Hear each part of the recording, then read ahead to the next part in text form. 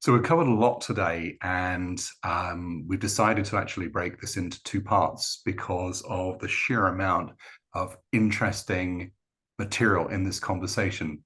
So we'll enter into this second part and continue. AI is here. It's in all the SaaS. It's there. People are adopting it, and we see. So just take two use cases: leakage. People are asking it to do things for them, so they dump everything in it, and of course, it's being trained. So where is that data, and all the things that are sensitive that also goes with that data that's sent by the organization or people into the AI solution, whatever it might be. And the other one is so many helper style applications that are now sitting in people's inboxes and calendars and things like that that have this wonderful front end that helps you do stuff, but it's mining and it's making sense of every conversation, every email thread you've ever had. I mean, that's a terrifying thing. How do you, as a CISO in a major corporation in so many different countries, rationalize that and balance that former part of the conversation we were just having? Because that is a serious challenge. Yeah, and that's why up front, everybody's been talking about another acronym that's been used for a number of years now is this whole shift left, right? Yes. We'll call it something else in a couple of years. We rename things and rebrand things quite often in all the technology, but being able to go and do a security assessment of whether it's the pure technology itself, whether it's being provided, it's something you're going to use internally or it's going to be provided by a third party, Mm-hmm. and also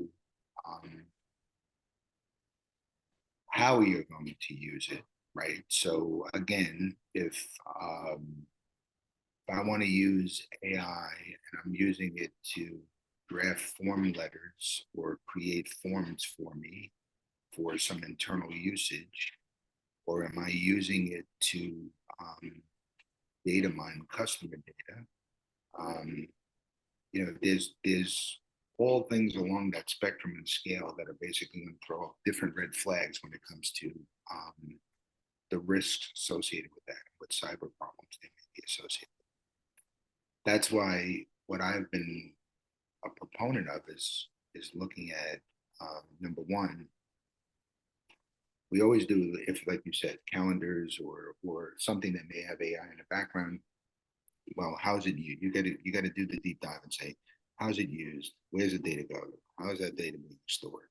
Go through the typical questions you would, and get to a point where you feel comfortable that your data, the likelihood of exposure is minimal, right? So to treat it as supply chain, Right, just another supply chain item. exactly. The other side of it is if you're talking about for internal employee use and that, it's going to be that important if your leaders are really pushing to get in the game and start using it. Set up a service. Set up a service that has the right controls around it. There are services through cloud providers that you can use currently today, so that you can basically, again, have some ownership of what's being done with your data. You can put governance around it. It's not just a general chat GDP site or something like that where potentially somebody's going to just upload a bunch of data and who knows where it goes, right? So you have to be pragmatic in the use of the technology so that, again, you're not creating risk exposures. And um, the old adage used to be about, you'd hear on the news about um, some bank or some big company that a truck broke down and somebody stole backup tapes that were on the trucks and it would expose thousands of clients or whatever, but not all of them. Well, if it was a company that you did business with, um, many times you didn't really care whether it was actually your account that was exposed or whatever. You said these people are pretty sloppy over what they do, so therefore I'm just going to go to a different bank or a different provider of that service. It's going to be the same thing with if somebody all of a sudden well they used the AI provider and oh their customer data was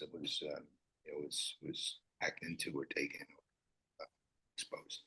It's going to be the same thing. You know, the bigger damage that comes out of these things is reputational damage, right? Mm.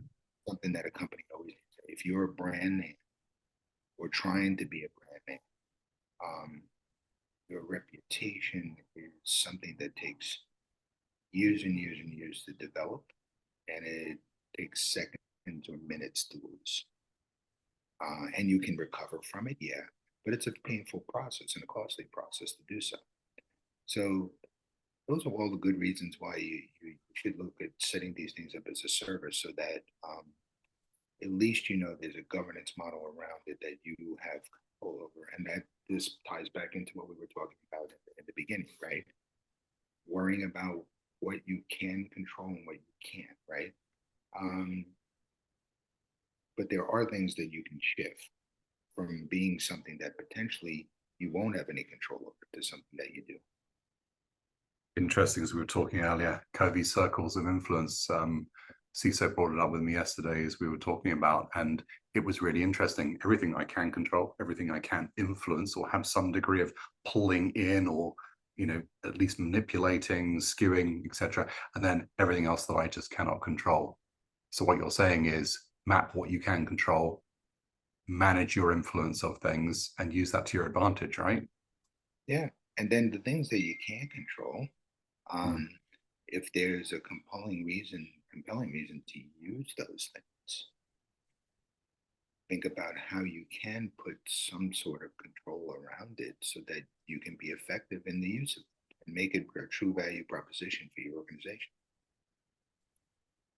CISO of a Fortune 50. Is this one of the things that keeps you up at night? Oh yeah. Yeah. I mean, It's honest. data leakage is one of the biggest issues right now. And one of the things that's probably even keeping most people up at night even more is the fact that more and more of those incidents are happening with third parties. There was a big one just announced this week with a very large service provider, right? Um, so again, doing your due diligence on your third party partners is becoming extremely more important for all organizations to understand what those organizations are doing and are they staying up and effective. You know, your third party assessment process, um, understanding with critical vendors that you should be doing assessments on an annual basis at the onset, and that you should be looking at what's changed in those organizations, what's changed in the way they're in the services or the software that they provide, so that you truly understand has anything between assessments changed to a large degree where you should consider it a higher risk on you, right? That is That's so hard to get to, Tony, isn't it? Take, for example, any typical medium-sized large SaaS vendor. You ask that question, you get put to this, their SOC 2 portal, go through your forms, go through your NDA and download. They will never disclose that to you. And then it's a basis of, are you going to use it or are you not on that basis? How much weight do you place on their own audits and using things like SOC 2, Type 2, and things like that? I think if you only rely on that, that's probably not enough. Hmm. Only because again, those accreditations are they're done at a very high level. If you really look at what they cover, it's only a portion of the things that you would probably be concerned over. That's why a lot of people, when you look at the SAE, we're up to 18 now, whatever it is. You look at the SOC 2 Type 2s, and that was a good starting point back in the day. Um, but again, that's the other part of it too, is that, what are you relying on? What are you relying on? If you're only relying on those certifications, um, that certification may have been good 5 years ago, or even 2 years ago. It may not be good enough now. Again, because you also have to look at when you accepted that certification and you started using that vendor, what has changed in even how you use the vendor, the services that you bring in from the vendor, types of data that you're basically sharing with them, right? Because Scope creep in those, your own usage, you mean? That's different yeah, to the yeah, original usage. Interesting. yeah.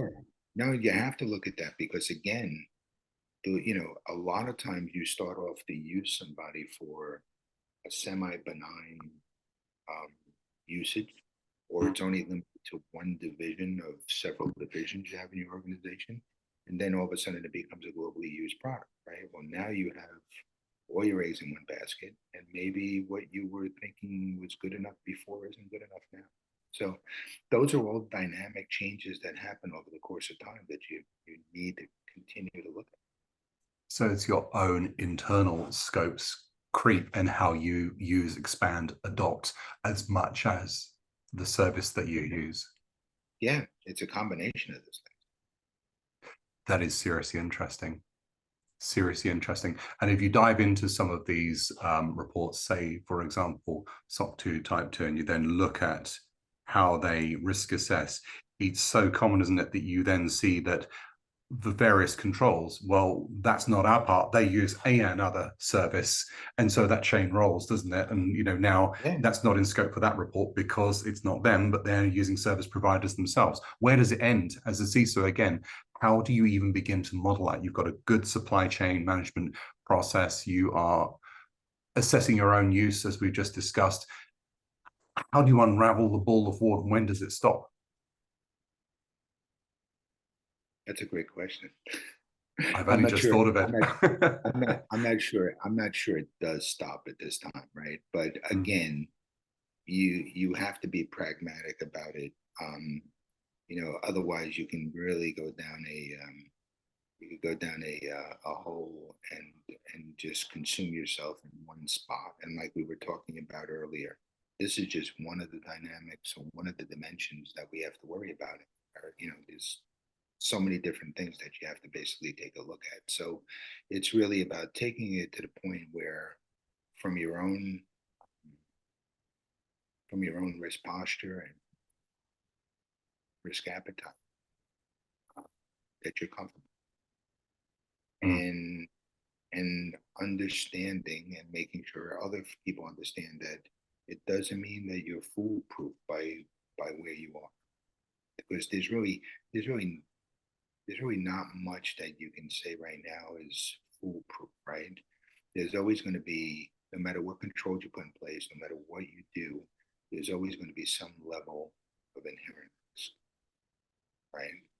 Um, you can get it to a very controllable point, but there's going to be some level, and it's all about as you're putting these plans in place and doing these things, it's about making sure that you're very transparent and you're very open to the fact that what you've done takes you to a certain level. It takes you to a point where everybody's happy from an appetite standpoint, but it doesn't mean it's foolproof, because there's always somebody out there finding a way or looking for a way to compromise or control, right? Um, there's a lot of bad actors out there, and they're proving themselves to be fairly good at this based on the things that we're seeing, and it's sometimes why we need to stay up on that that that threat analysis piece, because of the fact that the threats change and move. If you get good at something, the guy's going to say, well, that's going to take me a lot of work to crack, but guess what? Mm. We haven't looked at this. Let's see if there's a compromise we can deal here, do it here. And that's how, if you look at what happened with, you know, Log4j, you look at what happened with the APIs, you know, there's so many components in your technology stack. Um, it's a um, it's a little smorgasbord of things for the bad actors to look for ways to basically compromise your organization, right? So, um, um, but a lot of the things boil down to the better you are at just general 101 hygiene activities in your organization, whether it's on the development side or whether it's from a patch management perspective or um, doing your upgrades and you know other things related to your technology stack, the way firmware upgrades and things of that nature. The better you are at those basic hygiene activities, the lower that inherent risk is going to be that you're going to be compromised. And then, yeah, obviously, then you have the anomalies. The anomalies that are more of an more frequent than they used to be is a lot of the 0 days and things of that nature. Where hey, guess what? Yeah, even the technology companies haven't thought about them yet. So that's why but that's why defense and depth strategies and things of that nature still hold to be very powerful. You can't just rely on one thing to basically take care of these potential issues. Now that makes perfect sense. Perfect sense. And just to conclude, Tony, tell me the top three things that are on your mind as you now look forward and take on further challenges yourself. What's on your mind other than what we've discussed just briefly, and why is it bugging you, and how are you going to tackle them? So I've mentioned a couple of them. I still think third-party risk management is going to be even more of a challenge and issue. Mm. Um, um,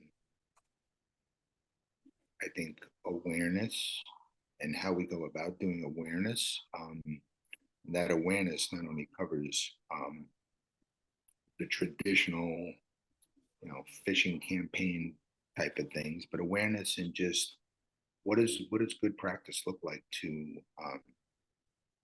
an individual in your organization? How do Mm. you make them aware of when they're doing something that they get immediate feedback that what they're doing probably isn't the best way to go, and here's a better way, right? Um, I think those are two areas that are big areas that are going to continue to grow.